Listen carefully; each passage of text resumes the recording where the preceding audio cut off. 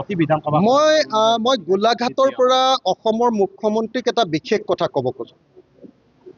সেইটো হ'ল অৰুণোদয় আঁচনি।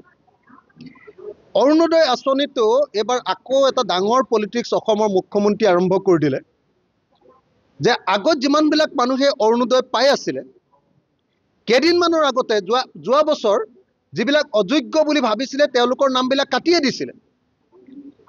বাকী যিসকলে পাই আছিলে সেইসকলৰ নামবিলাকো এবাৰ কাটি সেইসকলকো আকৌ প্ৰাৰ্থী আগতে পায়ে আছিলে তেওঁলোকক আকৌ পাবনে নাপাব তাৰ প্ৰাৰ্থিত্ব তেওঁলোকে পোৱাৰ কাৰণে প্ৰাৰ্থিত্বৰ প্ৰত্যাশী ৰূপে তেওঁলোকক আকৌ আবেদন কৰিবলৈ দিছে। অৰ্থাৎ যিসকলে অৰুণোদয় পাই আছিলে পাই থকা মানুহবিলাকক আকৌ নাম কাটি তেওঁলোকক আকৌ আবেদন কৰিবলৈ কোৱা কথাটো অত্যন্ত বেয়া হৈছে। মইতো ভাবো যে এইটো কৰাটো এটা নিৰ্বাচনী এটা তেওঁলোকৰ মানুহৰ মাজত মানে ব্লেকমেইলিং কৰি ভোট ল'বৰ কাৰণে পঞ্চায়ত নিৰ্বাচন আৰু ২৬ৰ নিৰ্বাচনত ভোট ল'বৰ কাৰণে কৰা এটা অত্যন্ত ২ নম্বৰী ব্লেকমেইলিং। এইটো বন্ধ কৰিব লাগে। যিসকলে পাই আছে পাবলৈ দিব লাগে। আৰু মুখ্যমন্ত্ৰীয়ে নিজেই কৈছিলে যে প্ৰত্যেকজন মানুহক যাৰ ৰেচন কাৰ্ড আছে সকলোকে আমি অৰুণোদয় দিম। মুখ্যমন্ত্ৰীৰ কথা আছিলে এইটো। মুখ্যমন্ত্ৰীয়ে সকলো ৰাইজক প্ৰতিশ্ৰুতি দিছিলে। MP ইলেকশ্যনৰ তেওঁৰ আটাইতকৈ ডাঙৰ প্ৰতিশ্ৰুতিটো আছিলে যে আমি ৰেচন কাৰ্ড থকা প্ৰত্যেকটো পৰিয়ালক অৰুণোদয় দিম। এতিয়া ৰেচন কাৰ্ড থকা প্ৰত্যেকটো পৰিয়ালক অৰুণোদয় দিয়াৰ পৰিৱৰ্তে প্ৰত্যেকটো সমষ্টিত ১০-১২ হাজাৰ অৰুণোদয়ৰ সংখ্যা বঢ়াব বুলি কৈছে।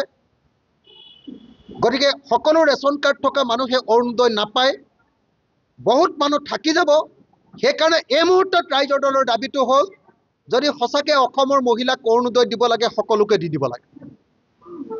এনেকৈ ব্লেকমেইলিং কৰিবৰ কাৰণে কেইজনমানক দিব, কেইগৰাকীমানক দিব আৰু ক'ব যে যদি তোমালোকে বিজেপি কৰা তেতিয়াহে পাবা। পঞ্চায়ত ইলেকশ্যনৰ আগতো আকৌ নতুনকৈ আকৌ হিতাধিকাৰী নিৰ্বাচন কৰিব, আকৌ MP ইলেকশ্যনৰ আগত আকৌ হিতাধিকাৰী নতুনকৈ নিৰ্বাচন কৰিব, আকৌ বিধানসভা ইলেকশ্যনৰ আগত আকৌ হিতাধিকাৰী নিৰ্বাচন কৰিব। এনেকৈ একেটা বস্তুকে ব্লেকমেইলিঙৰ হাতিয়াৰ ৰূপে ব্যৱহাৰ কৰাটো অত্যন্ত বেয়া কথা হৈছে। সেইকাৰণে মই শিৱসাগৰত গোলাঘাটত উপস্থিত হৈ অসমৰ মুখ্যমন্ত্ৰী হিমন্ত বিশ্ব শৰ্মাক তেখেতৰ নিৰ্বাচনী প্ৰতিশ্ৰুতি পূৰণ কৰিবৰ কাৰণে যে যাৰ ৰেচন কাৰ্ড আছে সকলোকে অৰুণোদয় দিবৰ কাৰণে আৰু তাতোতকৈ বেছি অসমৰ প্ৰত্যেকগৰাকী মহিলাক অৰুণোদয় দিবৰ কাৰণে মই অসমৰ মুখ্যমন্ত্ৰীক আহ্বান জনাইছোঁ যাতে অৰুণোদয়টো কেতিয়াও তেওঁলোকৰ ব্লেকমেইলিঙৰ হাতিয়াৰ নহয়। বিজেপি কৰিলেহে অৰুণোদয় পাব, এই পলিটিক্সটো যাতে কৰিব নোৱাৰে তাৰ কাৰণে মই মুখ্যমন্ত্ৰীক আহ্বান জনাইছোঁ যে সকলো অসমৰ সকলো মহিলাকে যাৰ ঘৰত চাকৰি নাই সকলো মহিলাকে, আনকি চাকৰি থাকিলেও যদি মহিলাগৰাকীৰ অৱস্থাটো বেছি ভাল চাকৰি নহয়, পৰিয়ালটো চলিবৰ কাৰণে মহিলাগৰাকীক সবল কৰাটোৱে যদি উদ্দেশ্য হয়, সকলো মহিলাকে, যদি মহিলাগৰাকীৰ চাকৰি নাই সকলোকে তেতিয়াহ'লে অৰুণোদয় দি দিয়ক। নহ'লে অন্ততঃ তেওঁৰ প্ৰতিশ্ৰুতি অনুসৰি ৰেচন কাৰ্ড থকা সকলোকে দি দিয়ক। এতিয়া আগতে থকা মানুহবিলাকৰ নামটো কাটি দিছে, আকৌ তেওঁলোকক আবেদন কৰিবলৈ দিছে, আকৌ কৈছে যে ১০,০০০ মান আকৌ নতুনকৈ বঢ়াই দিম। এইটো কৰি ব্লেকমেইলিং কৰি থাকি অসমৰ মহিলাসকলক ভোট দিয়াৰ হাতিয়াৰত পৰিণত কৰিব বিচৰাটো এটা দুৰ্ভাগ্যজনক ঘটনা। মই অসমৰ মুখ্যমন্ত্ৰীক এনেকুৱা ২ নম্বৰী পলিটিক্স নকৰিবৰ কাৰণে আহ্বান জনাইছোঁ আৰু যদি দিয়ে সকলোকে অৰুণোদয় দিবৰ কাৰণে মই আহ্বান জনাইছোঁ আৰু নহ'লে অন্ততঃ ৰেচন কাৰ্ড থকা সকলো পৰিয়ালকে অৰুণোদয় দিয়াৰ ব্যৱস্থা গ্ৰহণ কৰিবৰ কাৰণে দাবী উত্থাপন কৰিছোঁ। আপুনি বিচৰা বাতৰি পাব কেৱল নিউজ 18 এপত।